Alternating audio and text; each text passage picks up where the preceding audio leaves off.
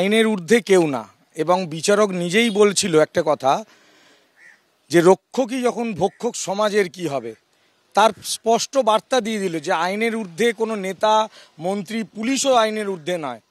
তারাও যদি অন্যায় করে এবং সাধারণ মানুষ, আমাদের মতো সাধারণ গরিব মানুষের যে বিচার পায়, সেটা কালকে দেখতেই পেলেন যে একজন ওসি বর্তমানে, তারপরে তার যে প্রমোশন হয়েছিল সেটা নিয়েও প্রশ্ন করেছে যে 2 তারিখে খুন হলো, আপনার নামে অভিযোগ হলো, আর তার 19 দিন পরে আপনার প্রমোশন, এটা কি আপনার রিওয়ার্ড? আমার ভাই মারবার কিছুক্ষণ আগেই যখন এই ভিডিওটা করছিল, শেষ হতে হতেই দেখুন ভিডিওটা কেটে গেল, মানে তখন দরজা ভেঙে ঢুকে গেছে এরা। তখন তো সে বলছে পরেশ পাল, স্বপন সমাদ্দারের নেতৃত্বে নারকেলডাঙ্গা পুলিশের সামনে, যেটা আমরা বলেছিলাম, আমার ভাই মরার আগে বলে গেছে, সেটা তো প্রমাণ হলোই যে এরা কি করেছে। তার বিভিন্ন ফুটেজও রয়েছে যেগুলো সিবিআইয়ের কাছে রয়েছে, ভবিষ্যতে আদালতে হাজির করা হবে। পুলিশ দাঁড়িয়ে থেকে খুন করিয়েছে এবং খুনের প্রমাণ লোপাট করিয়েছে এই পুলিশ, এই ওসি, এই রত্না সরকার, এই দীপঙ্কররা, তার মদতে, এই পরেশ পাল, স্বপন সমাদ্দারদের মদতে। হাইকোর্টের, মহামান্য হাইকোর্টের অর্ডার, কোথাও স্টে নেই, কোথাও কোনো স্টে নেই, কোথাও তাদের রক্ষা কবচ নেই।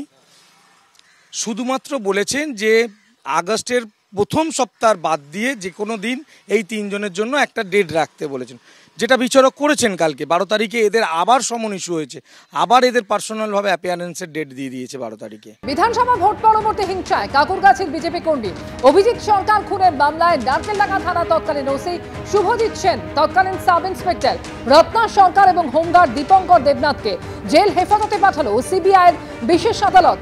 এই মামলায় তৃণমূল কর্মী সুজাতা থেকেও 31শে জুলাই পর্যন্ত জেল হেফাজতে পাঠিয়েছে আদালত। সম্প্রতি এই মামলায় সিবিআই যে সাপ্লিমেন্টারি চার্জশিট দেয় তাতে এই পুলিশ কর্মীদের নাম ছিল।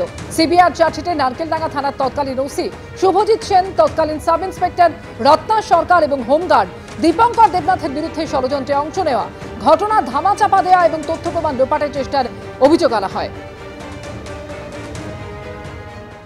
দোষ পেয়েছে তাই করেছে, জামিন পাওয়ার জন্য দিদি টাকা খরচ করে তাদের জন্য।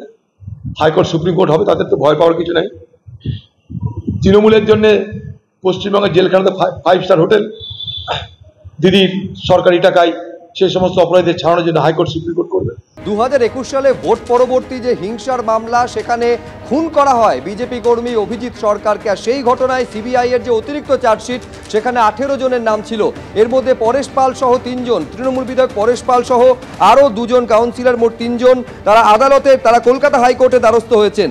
হাইকোর্টে তৃণমূল বিধায়ক পরেশ পাল এবং 2 জন কাউন্সিলর স্বপন সমাদ্দার এবং পাপিয়া ঘোষ 12ই অগস্টের মধ্যে তৃণমূলের বিধায়ক এবং 2 জন কাউন্সিলরকে সমন পাঠানোর নির্দেশ দেওয়া হয়েছে।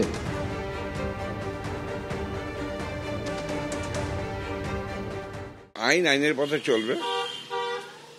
আমি আমার পক্ষ থেকে বলতে পারি যে এই ঘটনার বিন্দু বিসর্গ আমি জানতাম না, জানিও না, এর মধ্যে আমি যুক্তও নই। আমি সম্পূর্ণ নির্দোষ বলে এখনো নিজেকে মনে করি। আমি সিবিআই দপ্তরের যারা অফিসাররা আছেন তাদের কাছে আমার অনুরোধ থাকবে যে একজন নির্দোষ ব্যক্তিকে যদি এইভাবে নাম জড়ানো যায়, সামাজিক ক্ষেত্রে কতটা খারাপ হয় সেটা তাদের নিজেদের দিয়ে বিবেকে বিবেচনা করলে ভালো হয়। কারণ তারাও জানেন, তারা যদি সত্যি সত্যি তদন্ত করেন তাহলে নিশ্চয়ই জানবেন যে আমি এর মধ্যে যুক্ত ছিলাম না, এখনো পর্যন্ত নেই। এখনো পর্যন্ত নতুন করে সমন পাইনি, একটা সমন পেয়েছিলাম। আমরা যথারীতি আইনানুগ ব্যবস্থা নিয়েছি এবং হাইকোর্ট বা লোয়ার কোর্ট যাই দেবে এবং সিবিআইও যখন ডাকবে তখন আমরা নিশ্চয়ই সশরীরে হাজির হব।